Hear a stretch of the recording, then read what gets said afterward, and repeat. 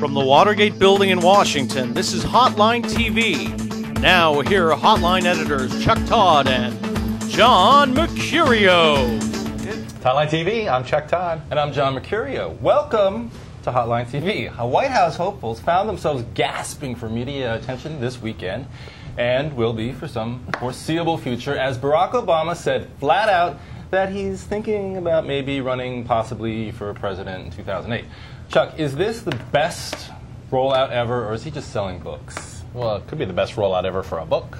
Indeed it is. Sort of, ever since 2000 with Colin Powell. But it is interesting. I mean, this thing, the orchestration of this rollout for this week, we have to give a little credit to Team Obama here. I mean, they start out, they obviously knew they were going to be cover of time, slowly but surely. Had their interview set up, had the Oprah interview, didn't give away anything, you know, didn't tell them what they were doing about it. He just sort of blew off the presidential stuff, and then bang, they end with the serious. He does his Russert. With the exception of Russert, though, look at the soft core group of the soft hits that he did. So? He did Oprah, he did Larry King. But that was the beauty. You do soft, and then bang, and you do the Russert. People eventually are going to start trying to ask him really hard Does he have to have a questions. position on anything to be president? I think absolutely he has to have a position. On what? Next year. He's Barack Obama, damn it. As soon as he decides, no, that's not going to work. It's definitely not going to work. No. He's only been in the Senate for 4 years, and I think once people start to actually talk about him, he's gotten this been sort in of the Senate for 2 years. So you've already got him for 4. He will have been by 2008 in for 4 years. All right, let's go realistic.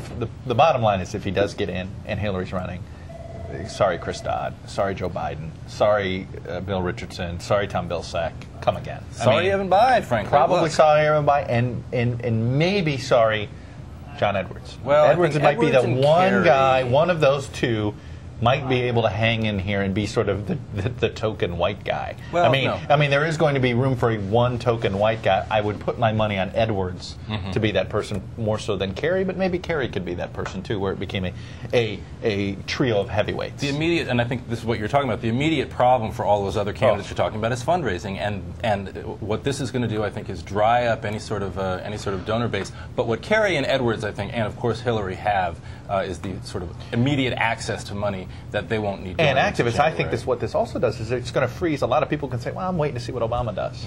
You know, I'm going to wait to see what Hillary does. And then now they each can freeze each other, and then they wait, and then, you know, these guys, Chris Dodd is not going to get more than a handful of people to come support his candidacy until one of those two decides. But I'm a believer in the Rorschach test theory about Barack Obama. He's whatever you want him to be. He's an unknown. He's only been in the Senate for 2 years, will be 4 in 2008, much like Wesley Clark was in 2004. He got in much later. It was a very different sort of situation. But he was what people wanted him to be. He shot to the top of the polls. There is something different. There is something different about Obama than Wesley Clark, fundamentally. Oh, of course. They're different people. They're different. They have different, bases. They have different constituencies. I think the media just fell into like with Wesley Clark because he came at the right time. They were bored.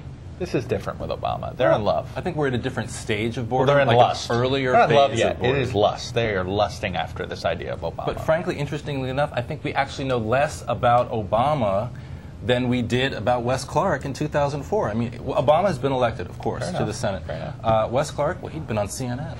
You know, so I mean, there was more of an exposure to Clark, I think, going into it. And of course, he had his military career. But I still think I'm still very skeptical about him. You don't think he runs? You think he runs? I don't think he runs. I really don't. I have a real book tour phobia thing. I was part of that. I know. I was part of that Colin Powell bandwagon. I know. That's the thing. You do feel like, not really. Are we going to get sold a bill of goods again? And then, this was all about selling books. Yeah. And I'm not saying that Obama's well, we'll end it at that. That would be the audacity of book selling. That would be the audacity. All right. You could say we're stuck between a rock and a hard place. Get it? Because that rhymes with rock and a hard place. Yeah. But that does it for us today. We'll see you tomorrow. I'm John Mercurio. And I'm Chuck Todd. We'll see you next time on Hotline TV.